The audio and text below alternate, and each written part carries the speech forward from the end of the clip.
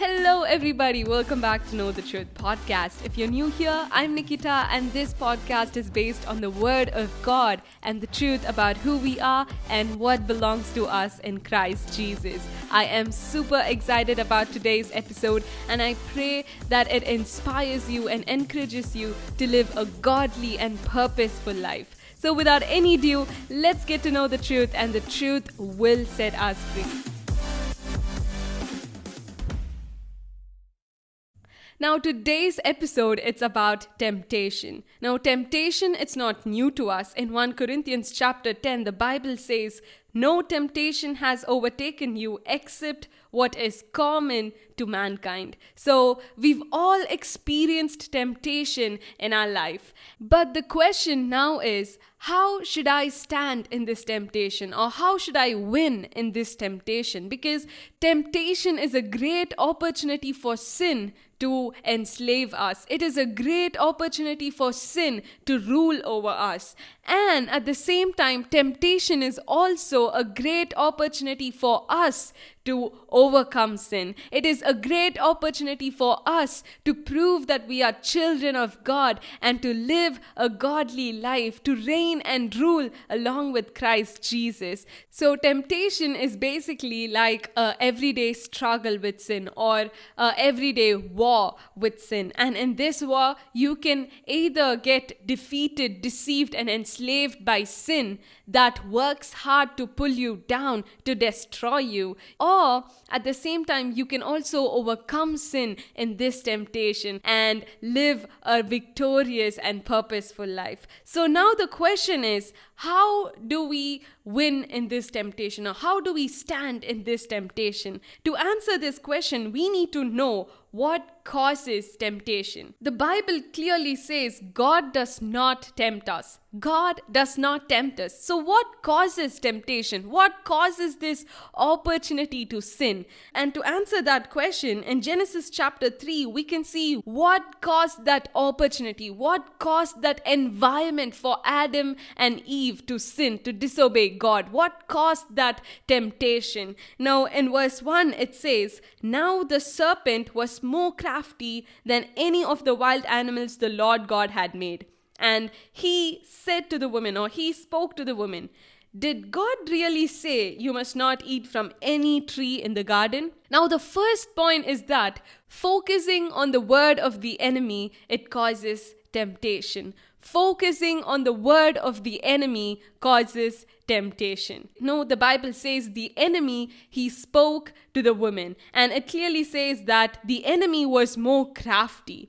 So, in other words, I would like you to know that the word of the enemy is crafty and powerful enough to deceive you and destroy you. I'm going to say that again. The word of the enemy is crafty and powerful enough to deceive you and destroy you. And so Eve, when she started to hear or focus on the word of the enemy, since the word of the enemy is crafty, she got deceived. And since the word of the enemy is powerful, she couldn't help herself but to obey to the enemy's word. And in the end, we know that sin, it enslaved her, leading to the downfall of humanity. So the root cause of all this is focusing on the words of the enemy. Focusing on the words of the enemy. And at the same time, we need to know that by our own strength or by our own willpower, we can never overcome the word of the enemy.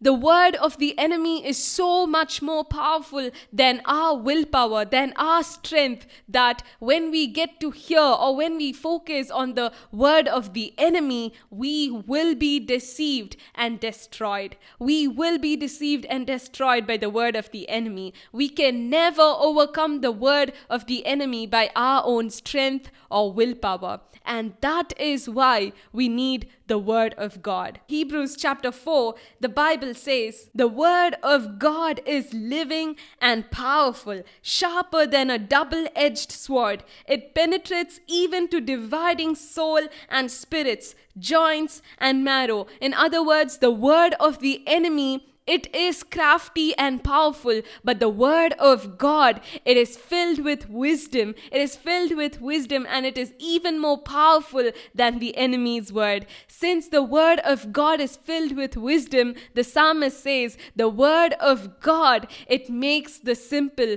wise. It makes us wise. It imparts wisdom to us, and it helps us make the right choice. It helps us make the right decision in the time of our temptation. And not just that, since the word of God is powerful than the enemy's word, though the word of the enemy works hard to deceive us, to destroy us, to pull us down, the word of God, which is even more powerful than the enemy's word, it works hard in our life. It works powerfully in our life to build us up, to exalt us, and to help us rule and reign along with Christ Jesus. And this is the reason we need to focus on the word of God. This is why the word of God is very important. By our own strength, we can never overcome the word of the enemy, but with the word of God, we can overcome the word of the enemy. We can overcome this temptation. We can overcome sin, and that is why we need to focus on the word of God. And now there's another question. What does it mean to focus on the word of the enemy? What does it mean to hear the word of the enemy? Because to focus on the word of God, it simply means to meditate the Bible, to listen to sermons. But focusing on the word of the enemy, what do you mean by that? How do we hear or focus the word of the enemy? Well, the concept is that the enemy, he uses the things of this earth to speak to us. In Genesis chapter 3, we see that the enemy, he uses the serpent to speak to the lady. He uses the serpent to speak to Eve. Why? Let me tell you. In the time of Genesis, the only so-called entertainment for Adam and Eve was to play with animals. There was no internet, there was no social media, so they spent their time playing with animals, talking with them, spending time with the animals in the forest or in the garden. So the enemy, he used the serpent, one of the animal, he used the serpent to speak to Eve. And now in this generation, he does not use serpents. He does not use serpents to speak to us, because we don't care about serpents. We don't pay much attention to, snakes or any other wild animals. And so in this present generation, he does not use those animals. Instead, he uses things that entertain us. For example, he may use Instagram, he may use Facebook, he may use YouTube or Netflix or any other websites or even games. He could use all these things to speak to us. Now, for example, let me tell you, how does he exactly speak to us and how does he deceive us? Now, for example, the enemy uses Netflix to speak to us. And say, for example, you are so bored and you wanted to do something. And so a thought comes to your mind and you say, okay, let's watch a movie. And then you turn on Netflix. And as you turn on Netflix and then you search for movies, at that time you find the name of a series that your friend spoke about. He would have told you that, dude, you got to watch that series. That is so very good. And so as you see the name of that series, another thought comes saying, okay, let's start watching this series. And so instead of watching a 3-hour movie, you end up watching a series. And the problem with these series is that after you watch one episode, you will want to watch more. And so in the end, you start to binge watch the whole series. And you who turned on Netflix just because you were bored, now you can't turn it off because you want to watch the rest of the series. And say, though you turn it off, your mind is filled with the thoughts of that series that you can't concentrate on your studies or on your assignments. And this is the reality now. This is the reality now. Even I have gone through this. When I start binge watching all these series, I lose my focus and my emotions are not right. And I tend to fight with my parents saying, I watch this just because I'm bored. And then I don't focus on my studies, I don't do my work, my time is lost, and in the end, the worst part is that I don't feel like reading the Bible. I don't feel like, worshiping God or spending time with God. In the end, my purpose, my calling for that day, I lose it all. I lose the blessings that God has kept in store for me for that day. I fail to accomplish all the great things that God had planned out for me for that day. In other words, I have been enslaved and deceived by sin. And sin, since it has enslaved me, it has tried to pull me down in every aspect of my life. Be it my studies, my relationship with people. It has tried to pull me down. It has tried to destroy every aspect of my life. And the core reason to all these things is the word of the enemy. Now, the enemy, he has used Netflix or he has used social media to speak to me, and hence he has deceived me and enslaved me and brought me down in every aspect of my life. So now you may ask the question, should I not watch Netflix at all? Should I not watch a movie for the rest of my life? Or should I not own an Instagram account? Should I not start watching a series? In 1 Corinthians chapter 6 verse 12, Paul says, I have the right to do anything.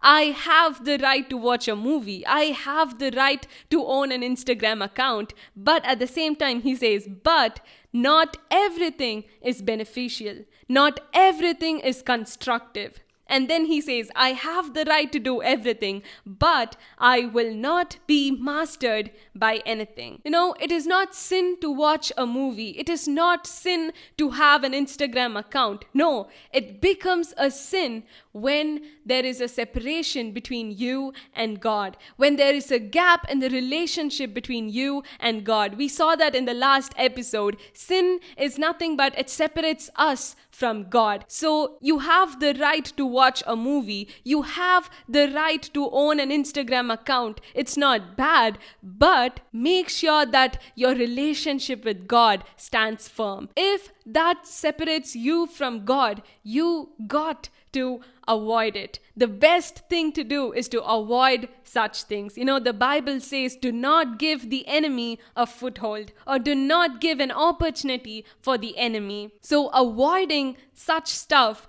is the best thing that you can do. And at the same time, don't go off to the extreme, like I'm not gonna watch a series or a movie for the rest of my life. I'm not gonna own an Instagram account. So don't go to the extreme and pressurize yourself, because if at all you watch a movie or if at all you own an Instagram account later, then you might, feel guilty and you might condemn yourself and you might pressurize yourself. So don't go to the extreme, but at the same time, remember, if that separates you from the word of God, then you have to avoid it, because it is surely the word of the enemy working against you, working hard to separate you from God, to separate you from the word of God. So make sure you avoid it. And now, you may ask another question, Nikki, if it was easy for me to avoid them, if it was easy for me to just avoid all these stuff, I would have done it. It's not as easy as you say. How do I avoid them? How do I avoid it? Because temptation, it does not start from the outside. It does not start from Netflix or YouTube. But temptation, it starts from the inside. Temptation, it starts in our thoughts. The enemy, he primarily uses our thoughts to speak to us. So how do I overcome this? If temptation starts in my thoughts, how do I overcome this? Well, stay tuned for the next episode. But for now, remember that the word of God is the key. Focusing on the word of God helps you avoid or helps you overcome the word of the enemy. So spend more time on the word of God and avoid the things that separate you from the word of God, because you can be sure that those things are the voice or the word of the enemy. So this is the truth for today's episode. I pray that the Holy Spirit will guide you into all this truth. Make sure you subscribe and follow for new episodes every Tuesdays. Give this episode a good rating and share it with your friends so that they too get to know the truth. Thank you so much for tuning into this podcast, and I will see you in the next episode. Bye.